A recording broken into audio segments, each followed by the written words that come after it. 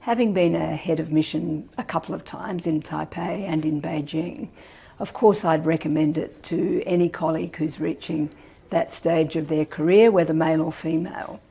But as Secretary of the Department, I've got a real interest in encouraging women, particularly those women who might feel that they perhaps haven't got everything it takes or lacking in confidence about being willing to apply or not. I really want to make you think about this. And that's why I asked Mary Ellen Miller, who's been one of our SES Will advocates and now, of course, on her first posting as head of mission in Copenhagen.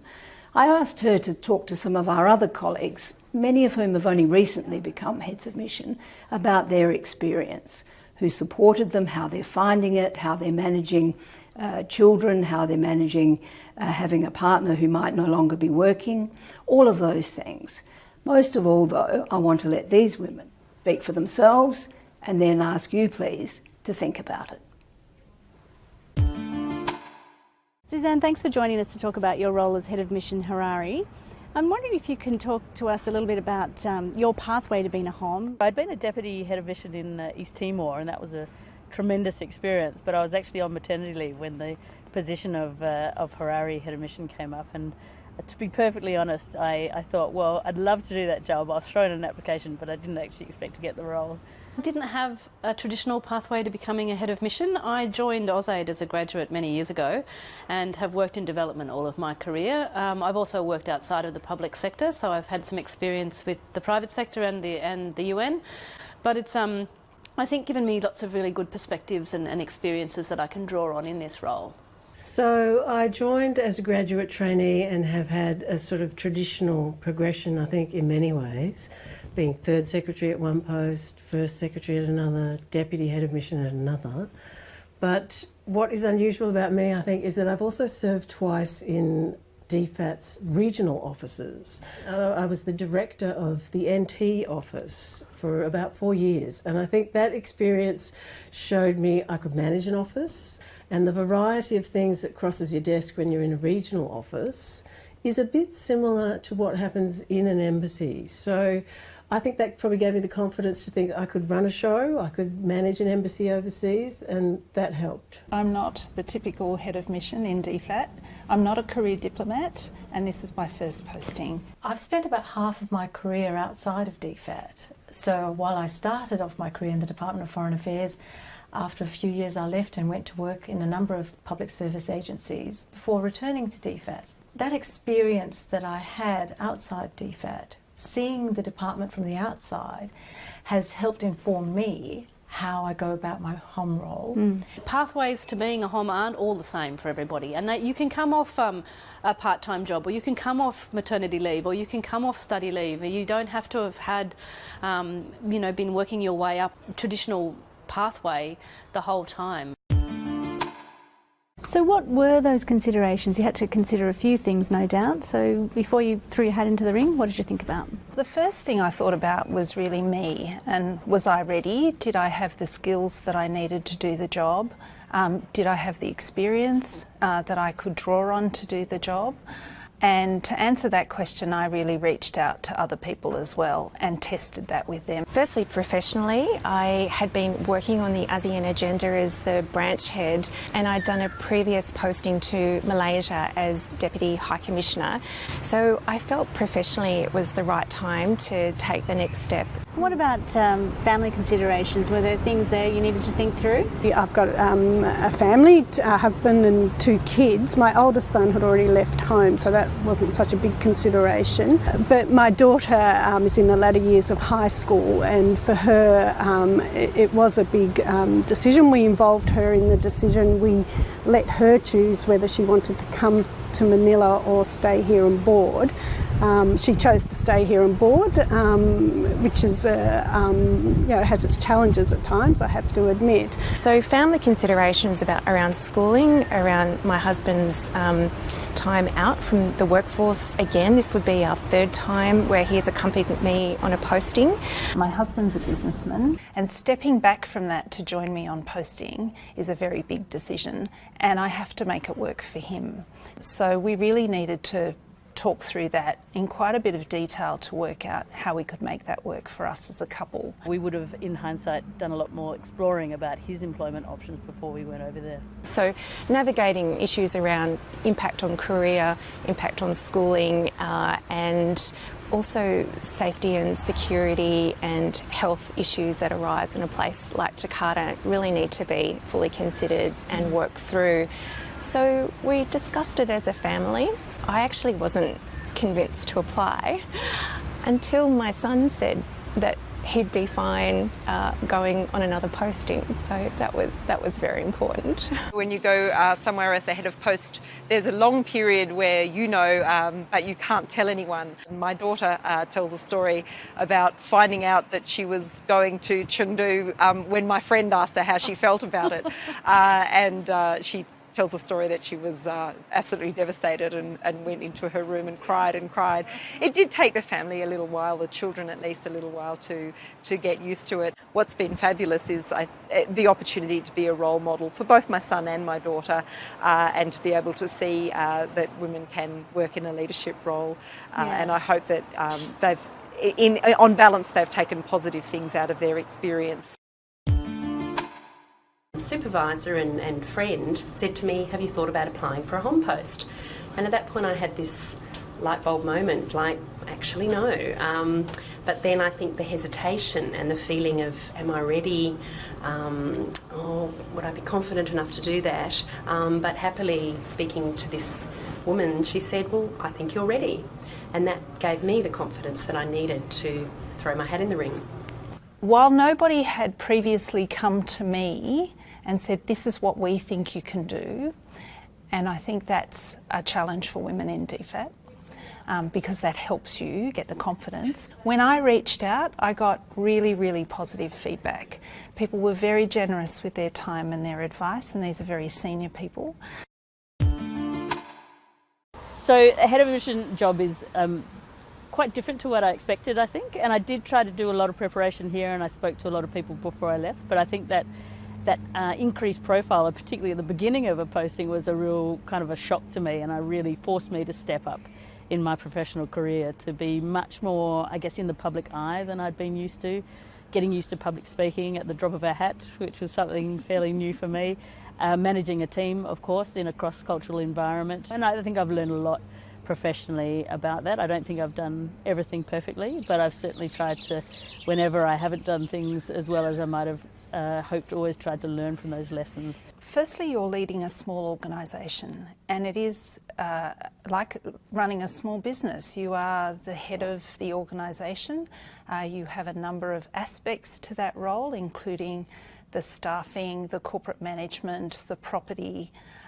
If you're running an aid program, then you have a significant investment there to manage as well.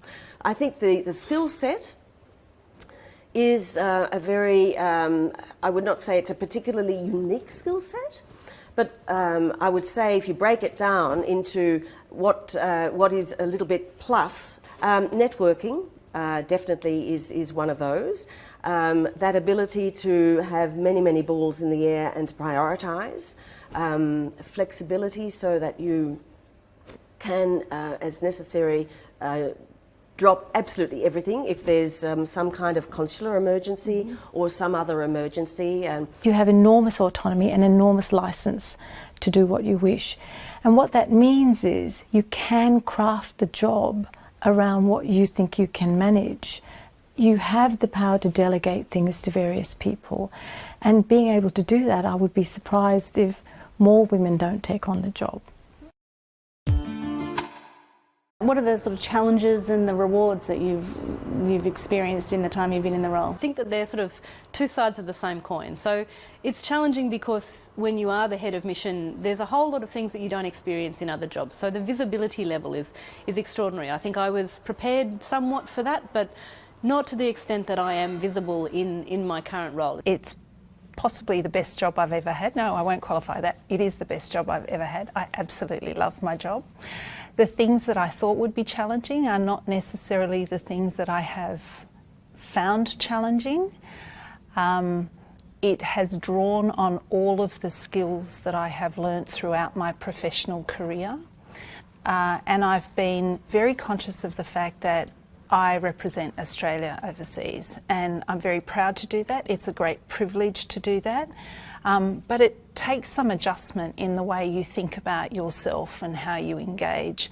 And I was really worried about that, but actually it's one of the aspects of the job I'm enjoying the most. The reality is, as a head of mission, though, you are put in situations where it's very much up to you to make the judgment on how to go forward, and that's an empowering thing and something that I have really enjoyed and appreciated as well. Something happens, you make the decision, and there's nobody else to tell you whether it's a right decision or a wrong decision. You just have to back yourself, and I think that's been very empowering for me.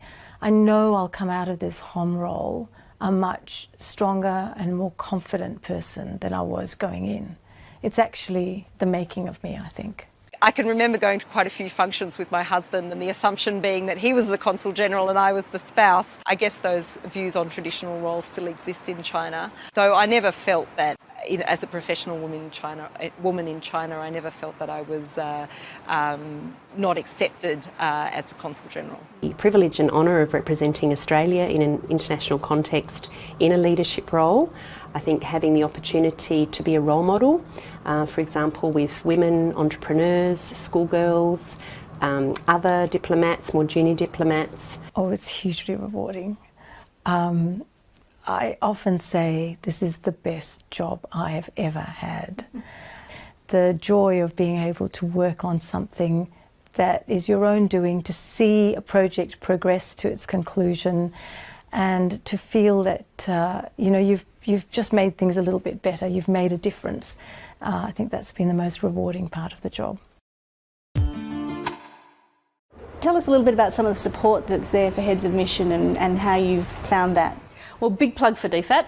They have a mentoring program, a first-time HOMS mentoring program, and I have a fabulous mentor. So I've been really lucky and I've drawn on that a lot. I'm never too proud to say that I don't know something. Seek out a mentor who's had a head of mission posting. And it needn't be a woman necessarily. I think, male HOMS obviously have an enormous amount of experience and expertise to share as well. One of the things that I really benefited from was having a mentor as a first-time head of mission. So Penny Williams was my head of mission, and she was in Geneva at the time on leave, and she was really helpful with her time and her wisdom, and that was really terrific. And I've also found the cohort of African heads of mission to be a really terrific group and really supportive. There was a lot of conversation in Canberra before I left, where folk, particularly in the corporate area, but also in the line area, were saying to me, reach out if you need to have someone to talk to bounce things off. And it took me a little while to realise that, yes, I could do that, and that they were genuinely open to that. Because I think our inclination as women often is not to trouble anybody, and I don't want to bother anyone. So I'm going to just soldier on my own. To have a sounding board, it's a tremendous source of support, and I don't ever feel that I'm alone in prosecuting this job. I've got a whole bunch of people around me who are helping me do it. I also spoke about the challenges of the job and what it meant from a career and family perspective with the then occupant of the job, my predecessor, and answered a lot of my questions about how to live and have family and manage the two. So that was very important. I must say DFAT prepares us very well for posting. So a lot of the preparatory work we did in terms of consultations and training was very helpful to me, especially as a first-time head of mission. Of course, once you're head of mission, you get to go around all the state capitals and talk to anybody relevant to your post. It might be, in my case, Maltese community, it could be business interests. That is a big asset because before you get there, you're already pretty well informed. Men have to be also part of their spouses taking on a stronger, heavier workload and them taking possibly time out of their career for a few years. For it to be acceptable for men to support their spouses might make it a little bit easier for women in taking heads of mission roles overseas. One of the things that we found very encouraging is the advances in technology and how you can use different types of social media to keep in touch with family, including family dinners and group Skyping for birthdays and things like that. So we've actually started to do a lot of that. It's still early days for us. And also keeping in touch with elderly parents, because while you can speak to them on the phone, if they can't see where you're living, for reasons I don't quite understand, mothers always feel more comfortable when they can see what the house looks like. So I've walked around with the iPad, shown my mum, and that's really reassuring for them. And it's the perfect way for us to connect on a regular basis.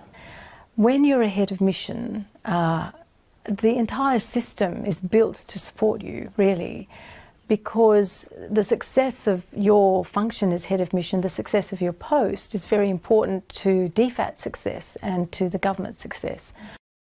If you could give women in DFAT one piece of advice about applying for head of mission and head of post positions, what would it be? Well, my piece of advice would be confident and also be aware that it's an amazingly enriching experience. It's a great privilege. But it is very, very enriching. It's so rewarding. It's like any posting plus some. To make sure you talk it through fully with your family and think about the implications.